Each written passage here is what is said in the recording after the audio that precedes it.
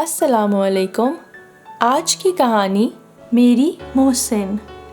کہانی سے پہلے if you are new on our channel and you haven't subscribed yet تو ہمارا چینل بیا اور مالا سبسکرائب کیجیے and do not forget to press the bell icon۔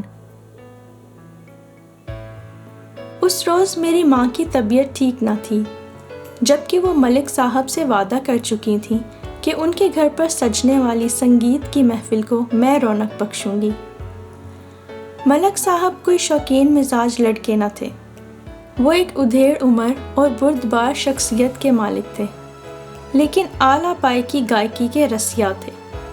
ان کے ذوق بہت اعلیٰ تھے، جبکہ میں غزل گانے میں ملکہ رکھتی تھی۔ اپنے اعلیٰ ذوق کی تسکین کے لیے وہ ہمارے غریب خانے پر تشریف لایا کرتے تھے۔ ماں نے مجھ سے کہا کہ میں نے وعدہ کر لیا ہے ملک صاحب سے، تو تمہیں اکیلے ہی جانا پڑے گا، آج میں تمہارے ہمراہ نہیں جا سکتی۔ ٹھیک رات کے 9 بجے ان کی گاڑی ہمیں لینے آ گئی۔ یہ پہلا موقع تھا جب میں اکیلی کسی محفل میں اپنی آواز کا جادو جگانے نکلی تھی، ورنہ اماں ہمیشہ میرے ہمراہ ہوتی تھیں۔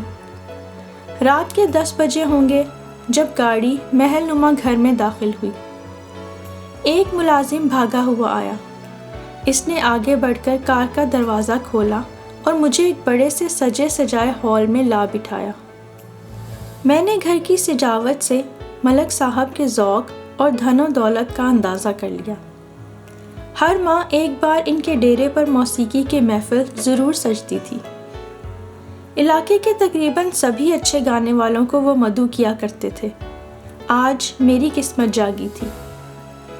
وہ بازار حسن جانا پسند نہیں کرتے تھے، انہوں نے مجھ کو ایک نجی محفل میں سنا تھا، اسی لیے آج بلا بھیجا۔ دیوار پر آویزاں خوبصورت اور بیش قیمت تصویروں کو دیکھ کر میں محو حیرت تھی۔ بمشکل 5-7 منٹ گزارے تھے کہ ملازم نے دستک دی، پھر وہ دبے قدموں ہال میں داخل ہو کر دست بستہ بولا، کھانا تناول فرما لیں۔ تمہیں کس نے بھیجا ہے؟ میں نے سوال کیا۔ ملک صاحب کی بیگم صاحبہ نے۔ اس کا جواب سن کر میں چکرا کر رہ گئی۔ کیا یہاں ان کی بیگم بھی رہتی ہیں؟ جی ہاں، دیوار سے ادھر زنان خانے میں وہ قیام فرما ہے، بس ایک دیوار درمیان میں ہے جس میں ادھر آنے جانے کو دروازہ ہے۔ میں نے جھجکتے ہوئے پوچھا، کیا میں ان سے مل سکتی ہوں؟ وہ میرا سوال سن کر الٹے قدموں لوٹ گیا۔ تھوڑی دیر گزر گئی، میں سانس روکے بیٹھی تھی، تبھی پردے کو ہلکی سی جنبش ہوئی، پھر ہولے سے دروازے کے پٹ وا ہو گئے۔ نوکر جواب لایا تھا، آئیے میرے ساتھ، مالکن بلاتی ہیں۔ مجھ کو ہرگز اس جواب کی امید نہ تھی، ڈری سہمی سندیسہ لانے والے کے پیچھے ہو گئی۔ مردان خانہ جس کو ڈیرا کہا جاتا تھا، ملک صاحب کی اصل گھر سے متصل تھا۔ بڑے سے آنگن کو پار کر کے بالآخر میں عمارت کے اس حصے میں پہنچ گئی جہاں مالکن قیام پذیر تھی۔ وسیع و عریض کمرے میں وہ ایک بڑی سی شاندار مسہری پر جلوہ افروز تھیں۔ ان کی تمکنت اور رکھ رکھاؤ دیکھ کر حیران رہ گئی۔ وہ جس قدر حسن سلوک سے پیش آئیں، ایسا میں نے خواب و خیال میں بھی نہ سوچا تھا۔ پہناوا بڑھیا اور صورت و شکل میں حور شمائل تھیں۔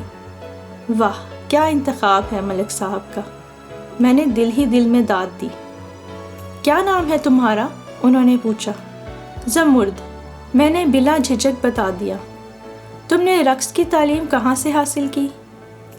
جی میں رقص کرنے نہیں آئی، غزل کی گائک ہوں، محفل میں صرف غزل ہی پیش کروں گی۔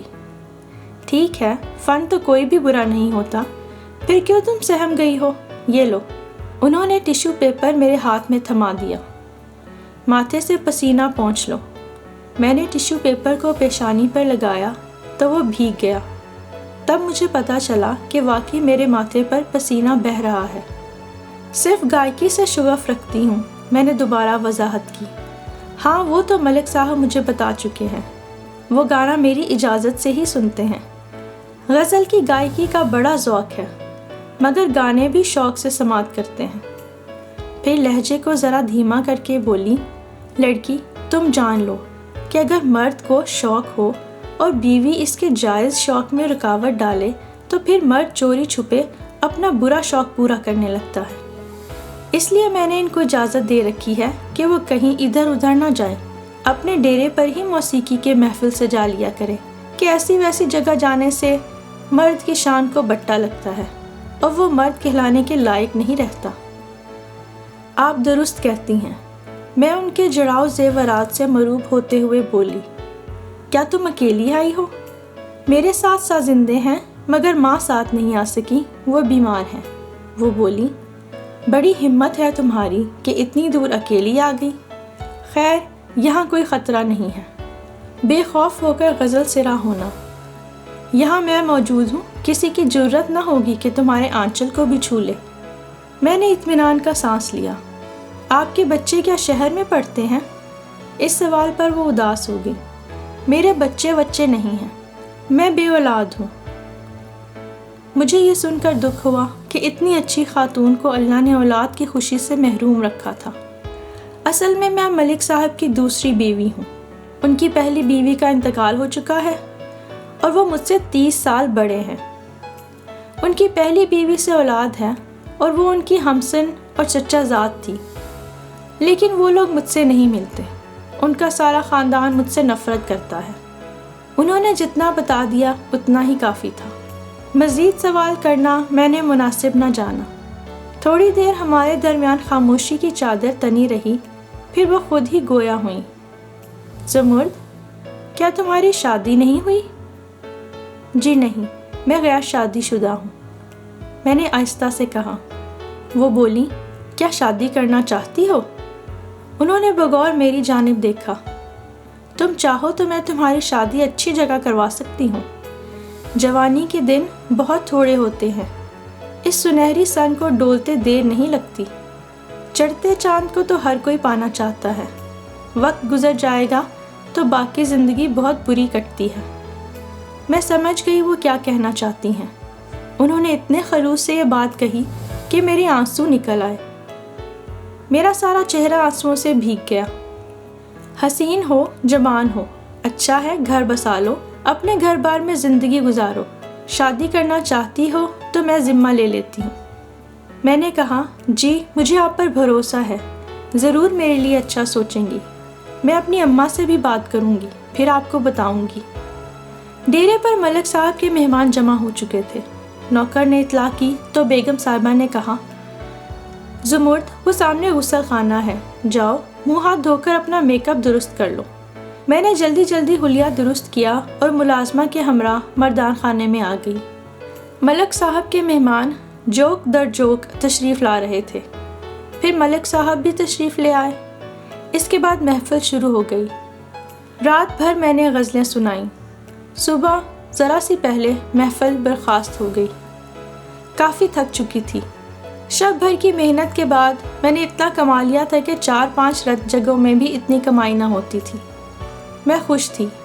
نوٹوں کی بارش سے زیادہ ملک صاحب کی بیوی سے مل کر ایسی وزادار عورت کبھی نہ دیکھی تھی۔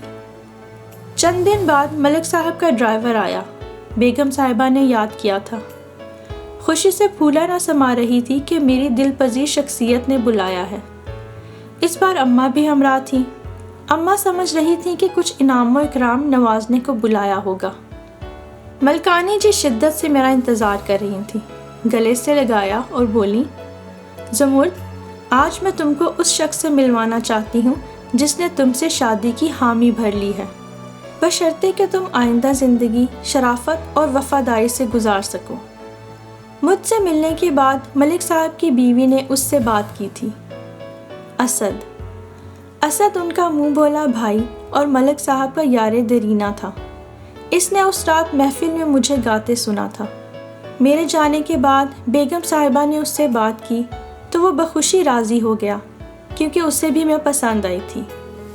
یا یوں کہنا چاہیے کہ اللہ نے میری دعائیں سن لی تھیں اور میرے گھر بسانے کے اسباب پیدا کر دیے تھے۔ اماں اور میں اسد سے ملے۔ وہ پکی عمر کا مگر پرکشش شخصیت کا مالک تھا۔ ملکانی کی ضمانت پر ماں نے اسد سے میری شادی کا عندیہ دے دیا۔ وہ خود بھی یہی چاہتی تھیں کہ عمر ڈھلنے سے پہلے میں کسی ٹھکانے لگ جاؤں تاکہ ان کا بڑھاپا بھی محفوظ ہو جائے۔ ملکانی نے میرا بھی ذمہ لیا اور اسد کو یقین دلایا کہ یہ ہمیشہ تمہاری بن کر رہے گی اور کبھی شکایت کا موقع نہ دے گی۔ پھر میرے نام بنگلہ کرایا اور خود شادی کے انتظام بھی سنبھال لیے۔ میں نے انہی کے ساتھ شادی کی ساری شاپنگ کی۔ انہوں نے مجھ کو سونے کا سیٹ اور اسد کو ہیرے کی انگوٹھی تحفے کے طور پر دی۔ شادی کے 6 ماہ بعد میں اسد کے ہمراہ یورپ چلی گئی اور 15 برس تک ہم باہر ہی رہے۔ صرف 1 یا 2 بار پاکستان آنا ہوا تو اسد اپنے علاقے میں ہی وقت گزارتے۔ میں بیگم ملک سے نہ مل سکی۔ شادی کے 15 برس بعد ایک روز جب ہم بہاولپور میں تھے، میں نے اسد سے اصرار کیا کہ مجھے آپا یعنی بیگم ملک سے ملنا ہے۔ وہ مجھے ان کی حویلی لے گئے مگر وہاں کوئی نہ تھا۔ حویلی ویران پڑی تھی۔ دربان نے بتایا کہ ملک صاحب کی وفات کے بعد ان کی بیگم گاؤں چلی گئی ہیں۔ دربان سے پتہ لے کر ہم ملک صاحب کی بیوی یعنی شفقت آپا کے پاس پہنچے۔ میں ان کو دیکھ کر پہچان ہی نہ پائی۔ وہ پروقار عورت خستہ حال چارپائی پر بیٹھی تھی۔ چھوٹا سا پکا مکان تھا جس کے آنگن میں کچھ لڑکیاں ناظرہ قرآن پڑھ رہی تھیں۔ وہ غالباً اپنا سبق دہرا رہی تھیں۔ ملک صاحب کی بیگم نے مجھے پہچان کر گلے سے لگایا، نہ ملنے کا شکوہ کرتی رہیں اور پھر اپنا احوال سنایا۔ بولی، ملک صاحب کی وفات کے بعد ان کی اولاد نے تمام زمین و جائیداد پر قبضہ کر لیا۔ کیونکہ میرا تعلق اس بازار سے تھا، مجھے گانے والی کہہ کر انہوں نے حویلی سے باہر کر دیا۔ خاندان کے کسی فرد نے میری حمایت نہ کی۔ وہ مجھے گانے والی پکارتے تھے اور حقارت کی نگاہ سے دیکھتے تھے۔ جب تک ملک صاحب زندہ رہے ان کی جرأت نہ ہوتی تھی، مگر ان کے اس جہان سے جاتے ہی ان لوگوں کی بن آئی۔ میں بے اولاد و ناتواں، اکیلی کمزور ہستی ان کے مد مقابل نہ آ سکتی تھی۔ خاموشی سے اپنا ضروری سامان لیا اور یہاں منتقل ہو گئی۔ گاؤں کا یہ مکان بھی ملک صاحب کی عنایت ہی ہے۔ وہ میرے نام کر گئے تھے۔ اب یہی میرا ٹھکانہ ہے۔ ایک کوٹھی شادی کے وقت میرے نام کی تھی، اس کو بیچ کر رقم اپنے نام جمع کرا لی ہے۔ اسی کے منافع سے زندگی عزت اور سادگی سے بسر کر رہی ہوں۔ گاؤں کے لوگ اچھے ہیں، ملک صاحب کی وجہ سے میرا خیال رکھتے ہیں۔ ان کی بچیوں کو پڑھا دیتی ہوں، وہ میری دیکھ بھال کرتے ہیں۔ وہ ملک صاحب کی عزت جان کر ہی میری بھی عزت کرتے ہیں۔ مجھ کو ان کا احوال سن کر بہت رونا آیا۔ وہ مجھے تسلی دینے لگی کہ رونا نہیں۔ رونا بھلا کس بات کا؟ دنیا ایسی ہی جگہ ہے، کبھی کسی کو حق مل جاتا ہے اور کبھی نہیں ملتا۔ پھر ہم پر اس بازار سے تعلق ہونے کا ٹھپا لگا ہوا ہے۔ اولاد ہو جاتی ہے تو عزت پا لیتے ہیں، ورنہ شریک زندگی کی آنکھ بند ہوتے ہی پھر سے اینٹ بن جاتے ہیں۔ اللہ نے مجھے موقع دیا، میں نے ہدایت پائی اور شادی کر لی۔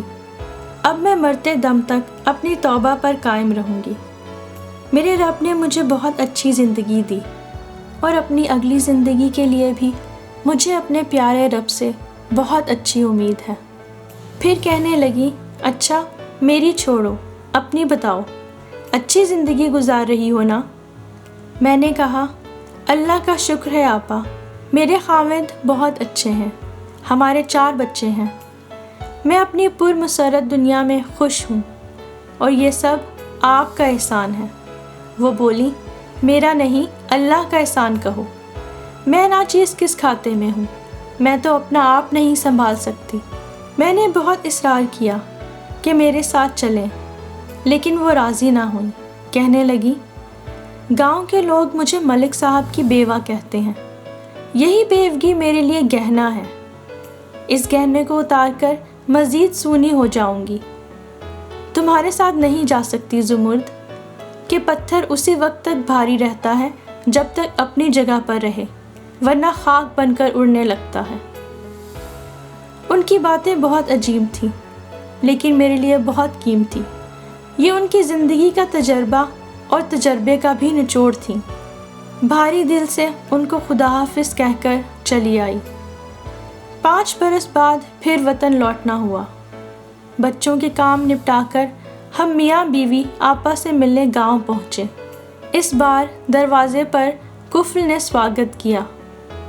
آپا کے چھوٹے سے ویران گھر کو تالا لگا ہوا تھا۔ لوگوں نے بتایا ان کے انتقال کو 2 برس گزر چکے ہیں۔ نزدیکی قبرستان میں قبر کی نشاندہی کی، جہاں ہم نے جا کر فاتحہ پڑھی۔ بے شمار آنسو میری آنکھوں سے بہہ نکلے کہ مجھے زندگی کی خوشیاں دینے والی اس دنیا میں نہ رہی تھی، بلکہ اپنے پیارے رب کے پاس جا چکی تھی۔